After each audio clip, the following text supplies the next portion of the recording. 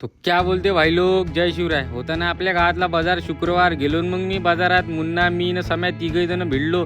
बिलकुल बागायता हे पोट्टे म्हणे भजेच खायचे म्हणे. म्हटलं थांब काकाले भजे काढ दे. रप रप काका भजे काढ राहिले होते. लागला ना मुन्ना गप गप. मुन्ना लागला लाईनीत घेतले ना भजे न भिडलो. मग आम्ही तिघही जण खायले सप खाऊन घेऊन मोकळे झाले. मग म्हटलं चिवडा घ्या. चिवडा घेतला घरच्यासाठी. निघालो समोर. तर हे पोट्टे मस्त खर्रा खाऊ राहिले होते. म्हटलं खा तुम्ही करा मजा, टेन्शन नका घेऊ. तिथून निघालो घराच्या रस्त्यानं. घरी आलो तर माझी स्वयंपाक करू राहिली ती. आईले घेऊन पाहिलं. मी म्हटलं ठीक आहे म्हटलं. मग तिथून मुन्ना होता माझ्या हॉलमध्ये. मुन्नाला म्हटलं मी झोपतो, तू चालला जाय म्हटलं घराकडे. मुन्ना म्हणे ठीक आहे म्हणे.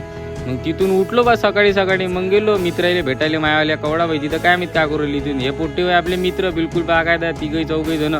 तिथून आला आणि सुम्याचा फोन. निघालो मग आम्ही दोघही जण कुठं होतं पुलगाव शहरसाठी. हे होय पुलगाव शहर रेल्वे स्टेशन होय तिथचं. तिथून समोर गेलो उजव्या साईडला होतं बस स्टँड. हे होय बस स्टँड बिलकुल बागायदा.